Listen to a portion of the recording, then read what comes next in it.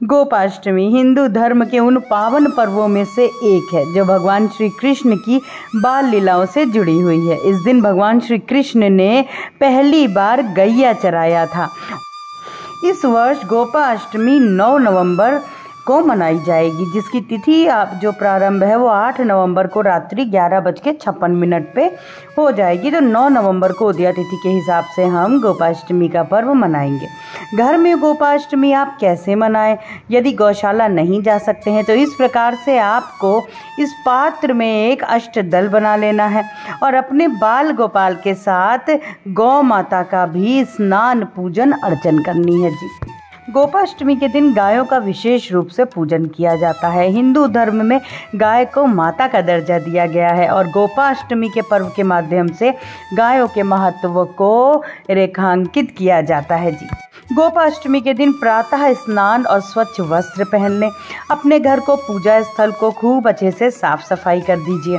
उसके बाद में आपको बाल गोपाल, लड्डू गोपाल के साथ में गायों का भी पूजन करना होता है।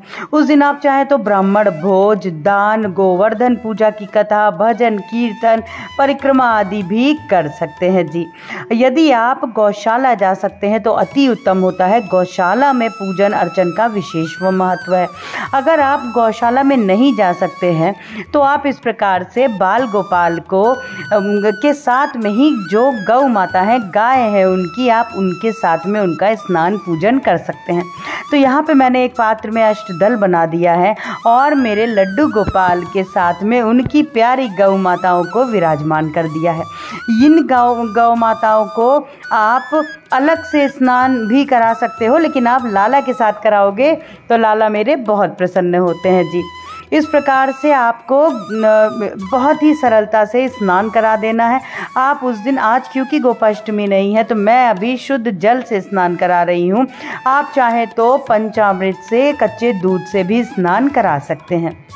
हिंदू मान्यताओं में गोपाष्टमी का बहुत महत्व है, विशेषकर ब्रजवासियों और वैष्णवों के लिए यह दिन पर्व है।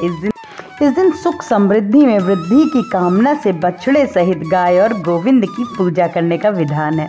पौराणिक मान्यता के अनुसार कार्तिक शुक्ल की प्रतिपदा से लेकर सप्तमी तक भगवान श्री कृष्ण ने गौ, गोप और गोपियों की रक्षा के लिए अपनी उंगली पर गोवर्धन पर्वत धारण किया था। 8वें दिन देवराज इंद्र का अहंकार भंग हुआ और श्री कृष्ण की शरण में आए तथा क्षमा याचना की। तब कामधेनु ने कृष्ण जी का अभिषेक किया। तभी से कार्तिक शुक्ल अष्टमी को गोपाष्टमी का उत्सव मनाया जा रहा है। दिन अच्छे से स्नान के बाद में अंग पोषण लाला का कर दीजिए। लाला को सुंदर वस्त्र धारण कराइए। आप चाहे तो उस दिन उनको ग्वाले का स्वरूप भी दे सकते हैं। और यहाँ पे देखिए, मैंने गौ माता को भी मेरे कन्हैया की अच्छे से पोंछ दिया है, अंग पोषण कर दिया है। एक जगह इनको विराजमान कर लूँगी मैं। और जितनी भी गाय है आप सबको लाला की, आप उनको स्नान करा सकते हो। एक जगह इस तरीके से देखिए मैंने इनको विराजमान किया है। और अब मैं इनको यहाँ पे रोली का रोली और अक्षत का आप इनको टीका कर दीजिए। और आप जितनी सुंदर गाय को सजा सकते हो, गौ माता को आप सजाइए, उनको माले, मुकुट, वस्त्र धारण कराइए। इस प्रकार से मैं सभी को रोली का जो टीका है वो लगा दूंगी। और ये देखिए, जो दूध पान करते हुए जो गौ माता अगर है तो बहुत शुभ है, बहुत उत्तम है।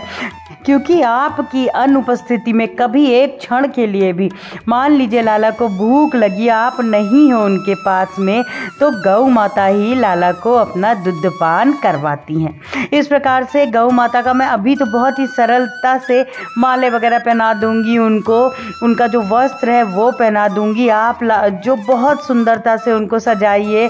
आप चाहें तो उनको जो मोती आते हैं, नग आते हैं, आप उनसे भी उनको सुंदर सजा सकते हो, नया रूप दे सकते हो। मैं यहाँ पे अभी बहुत ही सिंपल तरीके से माले पहना दूंगी। माले पहना देने के बाद में मैं जो सारी गौ माता है उनको विराजमान करूंगी मेरे प्यारे लाला के पास। गोपाष्टमी के दिन गौ माता की पूजा की जाती है। साथ ही श्री कृष्ण को तरह तरह के भोग लगाए जाते हैं। भविष्य पुराण स्कंद पुराण के अनुसार महाभारत में भी गाय के अंग प्रत्यंगों में देवी देवताओं की स्थिति का जिक्र किया गया है। गाय पूजन से सभी देवी देवतागण प्रसन्न होते हैं और इसमें सुख सौभाग्य की वृद्धि होती है। आप गौशाला उस दिन ज़रूर जाएं। गौशाला अगर आप जाइएगा तो आपको जो विशेष पूजन करनी है, आपको गौ माता की रोली से हल्दी से उनका टीका करना है। दीप ज़रूर प्रज्वलित करना है आपको गौशाला में, थोड़ा सा स्थान देख करके। और जो वहाँ पे जो भी सेवादार होते हैं, सेवक होते हैं, आप चाहे तो उनसे गौ माता की जो उनका चारा होता है आप वो उस दिन भी उनको खिला सकते हो। 2 दिन का, 3 दिन का, 5 दिन का आप उनको चारे का जो दक्षिणा वगैरह है वो दे सकते हो, नहीं तो आप उस दिन भी खिला सकते हो। उसके बाद में आपको गौ माता के लिए सफ़ेद आप कोई भी मिष्ठान वगैरह उनको भोग लगवा दीजिए। आप उसका भोग लगाइए। आटा, गुड़ और हल्दी को एक साथ में आटे की रोटी की तरह बना के उसमें गुड़ और हल्दी मिला के आप वो भी खिला सकते हो। फिर उसके बाद में आप थोड़ी सी गौशाला से मिट्टी घर ज़रूर लेकर के आइएगा। तो इस प्रकार से जहाँ पे गौ माता बैठती है ना, वहाँ की जो मिट्टी होती है वो इतनी पावन होती है कि जो भी आपके घर के वास्तु दोष होते हैं वो भी वो मिटा देती हैं। जी। इस प्रकार से घर में लाला के साथ में मैंने गौ माता उनकी विराजमान की। उनका भोग जो है वो मैंने देखिए अलग लगाया, लाला का भोग लग गया। आरती कर दीजिएगा, दीप दान कर दीजिएगा। ये पूजन जो आपको करनी है या तो आप बिल्कुल सुबह सुबह करिए, और नहीं तो आपको जो पूजन करनी है वो जो शाम के समय, गोधूली के समय आपको करनी है। देखिए बिल्कुल सुबह सुबह तो आप लाला को नहीं जगा सकते, तो आप ये पूजन अर्चन शाम को यदि करते हो तो बहुत उत्तम होता है। तो ये था घर में लड्डू गोपाल के साथ में गौ माता की आप जो गोपाष्टमी है उस दिन सरलता से पूजन अर्चन इस प्रकार से कर सकते हैं। जी।